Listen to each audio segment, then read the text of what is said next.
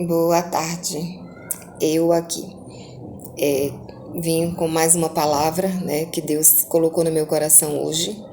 E desde já eu peço ao Espírito Santo que ministre no meu coração, ministre no seu coração. É a palavra de Deus, ela é viva, ela é poderosa. Está escrito que ela é mais poderosa do que qualquer espada afiada dos dois lados. Ela é o próprio Deus. Jesus é a palavra, é o verbo de Deus. Então, aqui em 2 Coríntios 10, 4 e 5 fala: as armas com as quais lutamos não são humanas, ao contrário, são poderosas em Deus para destruir fortalezas. Destruímos argumentos e toda pretensão que se levante contra o conhecimento de Deus e levamos cativo todo o pensamento para torná-lo obediente a Cristo. Então, o que a gente pode aprender com isso?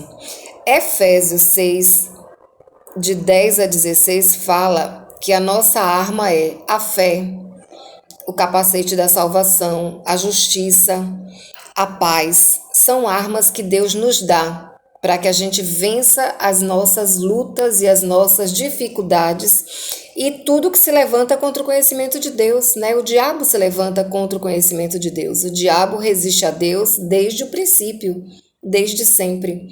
A Bíblia diz que ele era um anjo de luz, mas ele quis o lugar de Cristo, ele quis estar no lugar que era de Deus, né? Ele quis ser igual a Deus. E qual a raiva dele contra nós? Porque nós somos imagem e semelhança de Deus, e Deus nos ama, e deu Jesus por nós, e nos dá a cada dia uma nova chance, uma nova oportunidade de estar mais perto dele, de estar debaixo da proteção dele. E tudo isso deixa o diabo furioso, né? Porque ele foi lançado do céu para a terra até ser finalmente preso e ficar eternamente no inferno, que é o lago de fogo e enxofre preparado para ele, para os anjos e para quem, os anjos caídos, né? E para quem não obedece à palavra de Deus. Aqui está dizendo que a gente não tem que lutar com as armas humanas. Quais são as armas humanas? Fora as armas mais violentas, né? Que é revólver, que é faca, que é canhões e etc. Essas armas que os homens lutam nas guerras e se matam a cada dia aí. A violência, a agressão é uma arma humana, né? A palavra pesada, a palavra dura, o insulto, né? O revidar, o pagar o mal com o mal, tipo assim, a pessoa pisou no pé, vai para cima, não tá vendo, não tá me enxergando. Essas agressões são armas humanas, né? E elas não são de Deus, não dá fruto de vida, de vitória, porque não vem de Deus. As armas de Deus é a paz, é o amor, até o se calar, né? O se calar é uma arma de Deus. A Bíblia fala que o tolo bota tudo para fora, mas o sábio, ó, se cala, né? E Deus justifica. Então aqui está dizendo que a arma de Deus ela é poderosa. E Efésios 6 vai falar alguma dessas armas, né? Que é o cinto da verdade. A verdade é uma arma de Deus, porque Deus é verdade. Jesus diz o quê? Eu sou o caminho, a verdade, a vida. Então a verdade é uma das armas de Deus, né? Tem pessoas que para sair de uma situação mente. E aí já era. Perdeu toda a proteção de Deus naquela situação, perdeu toda a justificação de Deus na situação. Por quê? Porque usou uma arma que não é da luz, não é de Deus, é das trevas. E a gente tem que ter muito cuidado com as nossas ações, com as nossas atitudes, com as nossas reações, né? Porque toda ação tem uma reação, e a reação que nos justifica é aquela que está dentro da palavra de Deus. Ele vela sobre a sua palavra para cumprir. E se eu não conheço a palavra, eu não sei como agir mediante a vontade de Deus. E se eu vou pela minha vontade, pela minha natureza, pela minha tendência pecaminosa, eu tiro Deus da situação. Ele fica só observando. E o diabo aplaudindo e gostando, porque é isso que ele quer. Nos afastar dos planos de Deus, do propósito de Deus. Então, 2 Coríntios fala que precisamos estar revestidos das armas de Deus que são poderosas para destruir as fortalezas, seja quais forem, seja lá qual tipo, se for enfermidade, escassez, contendas, a palavra de Deus é poderosa para destruir fortalezas. E aqui também diz o quê? Que devemos levar o nosso pensamento cativo à obediência a Cristo. Ou seja, eu preciso guardar o meu coração. Provérbios 4 diz: sobre tudo que deve guardar, guarda o teu coração, porque dele procedem as fontes de vida. E esse coração está falando o quê? Pensamento. Pensamento, guarda o teu pensamento, porque tudo nasce no pensamento. Tudo que a gente planeja fazer, tudo que a gente faz, primeiro a gente planejou. Então, o bem e o mal começa no coração, começa no pensamento. E por isso a gente tem que guardar o nosso coração, guardar o nosso pensamento, para que a gente possa ter sabedoria do alto, ter domínio próprio, ter equilíbrio e fazer segundo a vontade de Deus. Por isso fala, levando cativo todo pensamento para torná-lo obediente a Deus. Não é Deus que vai fazer isso. Não é Deus que vai levar o meu pensamento à obediência da palavra que é Cristo. Eu que faço. Eu costumo sempre dizer, a caminhada com Deus é uma caminhada de parceria. Eu faço a minha parte, Deus faz a dele. Eu faço a minha, Deus faz a dele. Isso é muito claro na Bíblia. A Bíblia diz que Deus mandou que Abraão saísse da casa dele, da parentela dele, e fosse para um lugar onde Deus ia mostrar. E Abraão foi, mas Deus disse para ele largar tudo, só ele e a esposa. Abraão vai e leva o sobrinho, leva Ló. E enquanto Ló ficou com ele, Deus não disse mais nada. Por quê? Deus vai dizer o que Deus nos mostra com isso. Se eu falei uma pequena coisa, você não conseguiu obedecer tudo, eu não posso dizer mais nada. Vou esperar você entender, parar, obedecer e aí a gente continua. Deus mostra isso em várias histórias na Bíblia. Então, quando a gente vê que depois de alguns, não sei, né, não diz quanto tempo, mas depois que Ló se separa de Abraão, aí Deus volta a falar com Abraão. Aí faz promessas. Então, a gente tem que entender, gente, que Deus fez todas as coisas e está escrito que tudo é dele, somos dele, tudo é dele. Dele, por ele, para ele são todas as coisas nos céus e na terra, mas ele tem planos de paz, ele tem planos de vitória, ele tem uma história para cada um de nós, uma história cheia de prosperidade. O que é prosperidade? É estar pleno em todas as áreas, é ter saúde física, emocional, nos relacionamentos, em tudo. É a vida abundante que Jesus conquistou na cruz para mim e para você. Mas isso está atrelado à obediência. Sem obediência, não tem um segundo passo. Então, Abraão saiu. E saiu pela fé, porque ele não sabia nem para onde ia, mas largou tudo que tinha e obedeceu. Mas obedeceu pela metade. E obediência pela metade não é obediência, é desobediência. Então, só depois que Ló, por uma questão de problemas que começou a surgir. E ainda tem isso, né? Desobediência traz problemas. Aí começou a ter contendas entre os escravos de Abraão e os escravos, os servos de Ló. E aí tiveram que se separar. Ou seja, não adianta, quando a gente pisa na bola, não é que Deus vai castigar. É natural. O que a gente planta, a gente colhe. Planta desobediência, colhe os frutos da desobediência. Por que o mundo é esse caos terrível? Porque o primeiro homem achou que deveria desobedecer a Deus. Deus estava ali com ele todos os dias, na viração do dia, deu liberdade para tudo, só fez uma proibição. Ou seja, de 100% de tudo, deu 99%, só proibiu 1%zinho, uma frutinha, e ele desobedeceu. E aí tudo isso aconteceu. Foi separado de Deus, saiu do paraíso, veio para este mundo e tá todo mundo aí porque filho de peixe, peixinho é. Ele pecou, era a forma e tudo mais que ele formou foram homens defeituosos, pecaminosos, tendenciosos para o mal. Mas Jesus veio para desfazer essa situação e todo aquele que obedece a Jesus é transformado no primeiro plano, ser imagem e semelhança de Deus. Esse era o plano de Deus, estar comigo e com você o tempo todo, não só na viração do dia, mas o tempo inteiro. E Jesus foi naquela cruz para nos trazer de novo para a presença de Deus. Mas é necessário obedecer. É necessário obedecer. Primeiro, por quê? É porque Deus precisa da minha obediência? Não. Porque se a gente anda na nossa vontade, no nosso achismo, a gente vai se dar mal, porque Ele conhece o caminho. Jesus é verdade, também é o caminho. Ele não é a chegada, Ele é o caminho. Então eu tenho que passar por Ele todos os dias. Todos os dias eu passo por Jesus, eu ando com Jesus, eu estou no caminho a cada dia com Ele. E se eu desvio dele, eu erro o caminho. E as consequências vêm. Quem planta vento, colhe tempestade. Porque a palavra é clara, Deus diz com toda clareza: de Deus ninguém zomba, o que o homem plantar, isso mesmo colherá. Então, eu preciso pensar no que eu falo, pensar nas minhas escolhas, nas minhas decisões. Eu preciso levar o meu pensamento obediente à palavra de Deus para o meu bem. Para o meu bem, para o bem dos meus.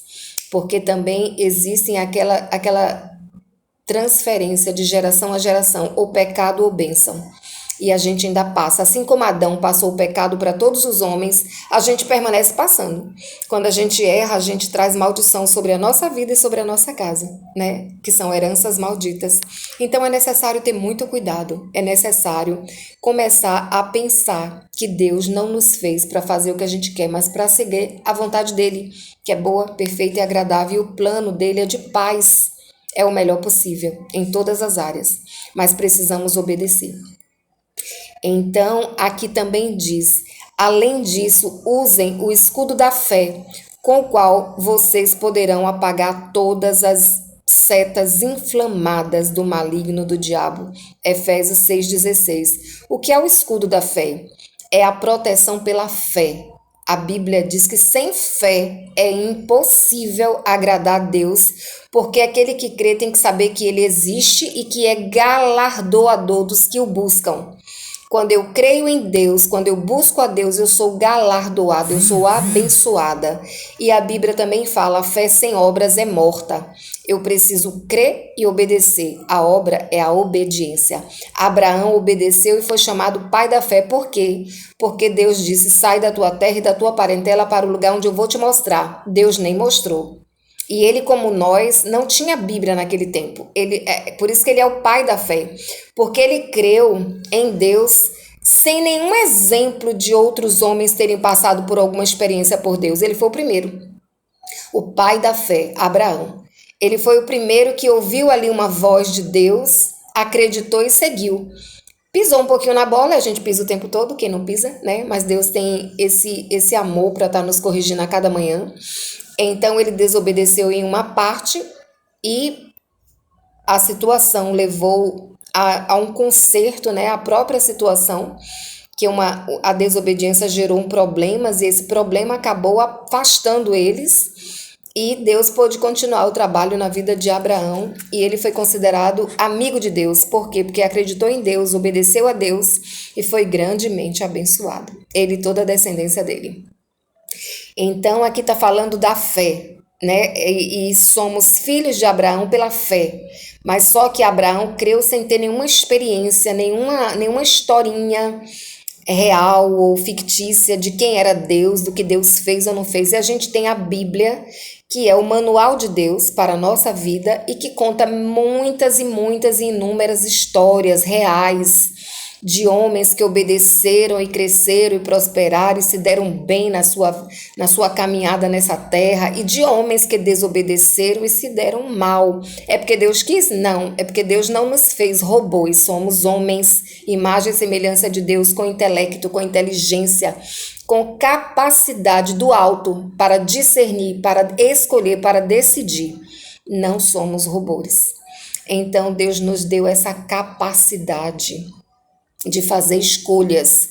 E ele deixa claro o tempo todo, ele fala em Deuteronômio 28, eis que ponho diante de vocês a vida e a morte, escolhe a vida. Ele ainda dá uma questão com duas respostas, duas possibilidades de respostas, e ainda dá a resposta certa. Escolhe a vida para que tudo te vá bem.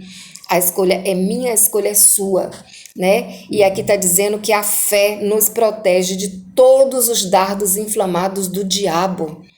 A fé. E aí se vem aquele pensamento ruim, negativo, não vou conseguir, não vai dar certo. Aí você abre a boca, que a boca é o instrumento de autoridade que você tem em Deus, a palavra, e fala: está repreendido em nome de Jesus, eu posso tudo porque Deus me fortalece. Está escrito que Jesus morreu para desfazer as obras do diabo. Então a gente precisa ter essa palavra na nossa boca, ao invés de murmuração, ao invés de queixa, a gente precisa ter a palavra que, como está dizendo aqui, ó, é poderosa em Deus para destruir fortalezas. A palavra, o verbo vivo, Jesus está dizendo em João, ele é o verbo vivo que desceu do céu, né? Para quê? Para nos mostrar o caminho. Ele veio como homem, ele foi homem, ele andou nessa terra, ele fez o bem e ele nos ensinou a estar diante de Pai sempre em oração. Ele sempre saía para estar em um tempo com Deus. E a gente, pela fé, entende, pelo conhecimento da palavra, entende que é necessário gastar esse tempo para aprender de Deus. Porque se eu não conheço a palavra de Deus, eu não vou praticar. E se eu não pratico, eu vou estar sempre de problema em problema, de dificuldade em dificuldade. Eu preciso conhecer a palavra, eu preciso viver a palavra. Tem pessoas que abrem a Bíblia no Salmo 91 e acham que aquele ato ali está trazendo poder no ambiente, mas não, está escrito ali. Salmo 91:1. Aquele que habita no esconderijo do Altíssimo, a sombra do Onipotente descansará. Tem que habitar em Deus para poder descansar em Deus, né? Deus é o nosso refúgio, é o nosso descanso, é a nossa fortaleza, mas isso não é uma Bíblia aberta, é uma Bíblia vivida. Não é só também ter o conhecimento, é a prática. É a prática, né? Salmo 119, 105 diz que a palavra é luz. Ela é lâmpada e luz para o nosso caminho, mas ela é uma luz quando eu tenho o conhecimento e a prática dela, quando eu vivo a palavra. Não é porque conhecer, gente, o diabo conhece a Bíblia mais do que qualquer pastor, mais do que qualquer mestre aqui da lei, ele conhece. Por quê? Primeiro, ele foi um anjo de luz. Segundo, ele viu a Bíblia ser escrita. Ele existe desde que o céu existe. Ele não é pré-existente como Deus, mas ele existe desde o início da terra, né? Ele existiu primeiro no céu. A terra veio depois, tanto que quando Deus coloca ali Adão e Eva no paraíso, ele manda guardar o jardim. Guardar por quê? Porque já tinha uma coisa ruim lá, que era o diabo sondando para querer mostrar um caminho contrário ao de Deus. E ele entra na serpente e faz tudo que a gente já sabe, né? Engana Eva e Eva desobedece e eles são lançados fora do paraíso. Mandou guardar por quê? Porque existia perigo, né? E a gente continua nessa terra que a Bíblia diz que o mundo jaz no maligno. Então aqui é um lugar de guerra, é um lugar para a gente estar sempre pedindo a Deus sabedoria e entendimento a cada manhã para vencer as tentações e as ações malignas do diabo e dos homens também, que os homens são os instrumentos que o diabo usa para nos prejudicar, para nos tirar a paz, e a gente também tira a paz, que a gente erra e a gente também erra muito, né? A gente ofende, é ofendido quando a gente não conhece a palavra, quando a gente não vigia, que mesmo quem conhece a palavra, se não vigiar, tá também nessa situação de errar e de fazer os outros, né, errar. Temos que ter muito cuidado. Aqui diz o quê? Temos que ter a consciência de que de que nós estamos em uma guerra. E nesta guerra, Jesus está. E nessa guerra, até Jesus voltar, passaremos por várias batalhas, situações que vêm para nos derrubar, desestabilizar, nos tirar do propósito. Então, a guerra é constante. Até que Jesus volte, né? Essa guerra vai ser travada entre a luz e as trevas até o grande dia, quando Jesus voltar e colocar um basta final, ponto final em tudo. Aí aqui falo que o meu povo perece pela falta de conhecimento. Oséias 4:6. Que conhecimento é esse? Conhecimento da verdade. A verdade é Cristo, a verdade é a palavra de Deus.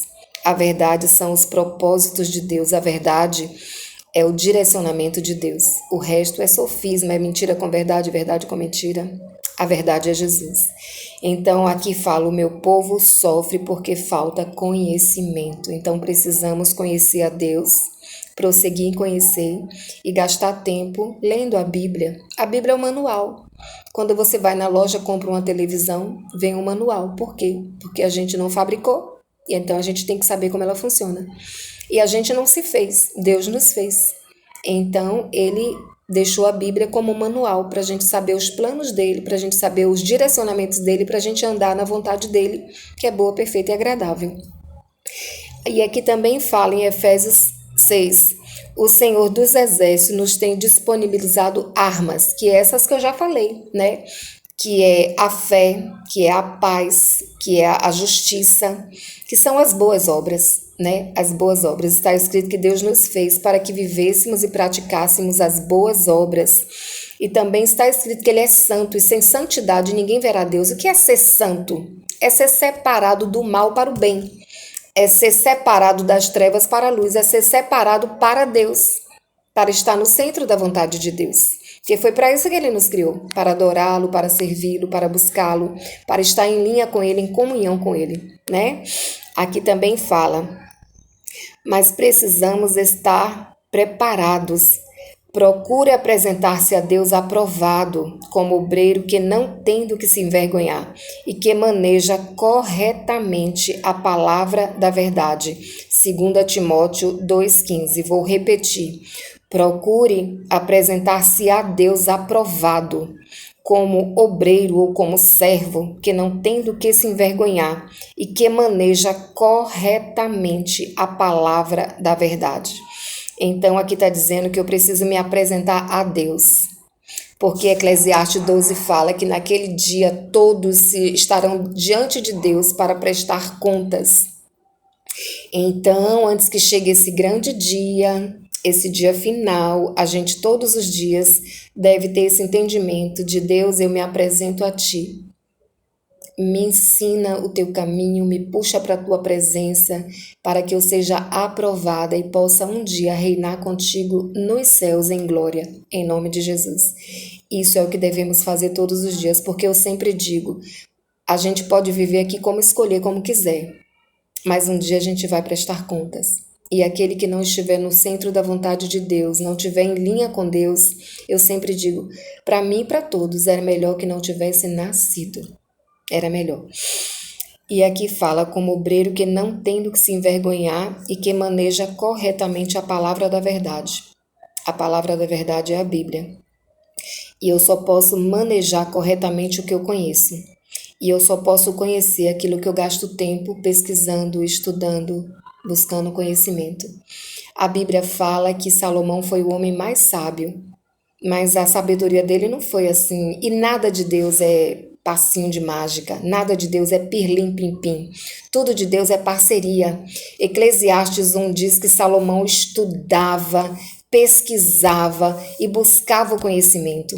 Então Deus deu a sabedoria, mas ele se empenhava em buscar, conhecer e entender tudo o que acontecia debaixo do céu. Ou seja, ele era um estudioso da palavra, das leis de Deus e do comportamento humano. Eu gosto muito de ler Provérbios todos os dias, porque tem muito conselho em todas as áreas. E eu tenho visto coaches que têm se baseado sua riqueza, sua prosperidade nos conselhos de Salomão, porque ele também foi um dos homens mais ricos que pisou nessa terra, por causa da sabedoria que veio do alto. Mas está escrito que ele buscava, ele estudava, ele pesquisava, ele se dedicava. Então, se disso depende a minha vida, a sua vida, o nosso final feliz e a nossa caminhada aqui também de prosperidade, vale a pena. Leia a Bíblia. E hoje não precisa nem você estar lendo. Tá lavando os pratos, ó, bota lá Cid Moreira, vai lá no YouTube, coloca lá Provérbios completo, Cid Moreira. Eu faço isso muito. E aí tá lá, você tá lavando os pratos, tá ouvindo provérbios, tá lavando o prato, tá ouvindo salmos. Não precisa nem tá lendo porque Deus tem feito tudo para facilitar a nossa vida. Tudo com relação a ele. Porque com relação às outras coisas a gente sabe resolver muito bem. Se a barriga aperta, a gente sabe pedir, a gente sabe trabalhar, a gente sabe fazer a nossa parte, né? Mas a gente tem que buscar em Deus esse entendimento que o diabo tenta nos cegar para que a gente acha que, ai, bobagem, morreu, acabou. Não, não, não. Esse Deus Todo-Poderoso não ia fazer tudo tão grande, tão soberano para morrer e acabar. Os animais, sim, morreu, acabou. Mas nós temos o fôlego de vida, que é o Espírito de Deus em nós. Somos imagem e semelhança de Deus. Os animais ele formou lá com a palavra, mas ele nos fez com as suas próprias mãos e soprou em mim e em você o fôlego de vida, que é o Espírito. É o Espírito em nós. Somos espírito, alma e corpo. Animal é só corpo e o pensamento lá dele, que tem uns que são bem inteligentes mesmo. Eu acho que só a Ema que não tem inteligência, que a Bíblia fala. Que Deus não deu a Ema inteligência, o resto é tudo inteligente, viu? Mas nós não somos animais, somos homens, a imagem e a semelhança de Deus. Pensa nisso, pensa nisso. Busque conhecer mais a Deus, se aproximar mais de Deus. E como diz aqui, ó, levar o seu pensamento cativo à obediência de Cristo, porque isso vai trazer sobre a sua vida paz, prosperidade, vida abundante e vai derramar, vai sobejar sobre toda a sua casa, em nome de Jesus. Porque Deus te ama, deu o único filho dele para morrer em seu lugar, porque Jesus te ama, ele obedeceu até a morte de cruz. Segue os passos de Jesus, segue ele foi mudo. Quando estiver nervoso, quando estiver assim numa situação de muita pressão, se cala, porque Deus vai te justificar. Ou então fala só Jesus, Jesus, Jesus, porque está escrito que esse nome está acima de todo nome, no céu, na terra e no inferno. Jesus é o Senhor para a glória de Deus Pai. E está escrito que o nome dele, a palavra dele está acima de tudo. Vai passar o céu, vai passar a terra, mas a palavra de Deus não vai passar. Que essa palavra inunde a nossa alma, o nosso coração. Em nome de Jesus e para a glória de Deus. Amém. Te amo, beijo no coração.